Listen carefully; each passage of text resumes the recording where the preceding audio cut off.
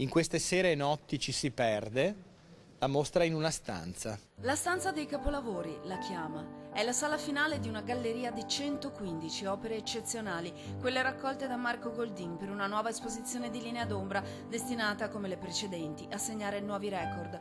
Sotto quello che ormai è un sigillo di garanzia si potranno ammirare Caravaggio e Tintoretto, Van Gogh e Monet, Hopper e Rothko, protetti da raffinati sistemi di sicurezza americani, tutti in un unico luogo. Luogo di stelle, di sogno, di pace o di angosciosa ricerca interiore. Questa nuova mostra in Basilica Palladiana che aprirà al pubblico in una data ricca di significato, il 24 dicembre, per chiudere in un'altra data, tricolore stavolta, il 2 giugno, in una Vicenza che sembra un abito tagliato su misura per questi eventi di caratura internazionale. Sono convinto che investire sulla cultura non vuol dire, come qualche sciocco dice, investire sull'effimero. No, vuol dire investire anche sull'economia, su dei ritorni importanti che abbiamo avuto e che avremo da questi grandi eventi.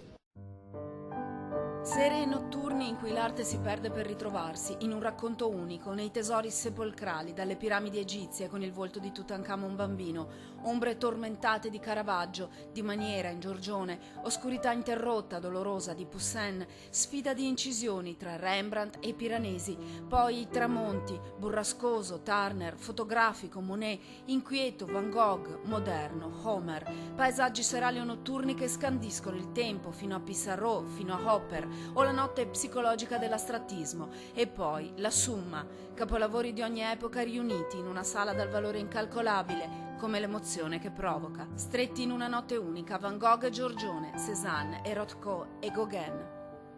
Sentivo proprio il bisogno di sintetizzare, di fare un riassunto di tutto quello che era successo a me in questo viaggio.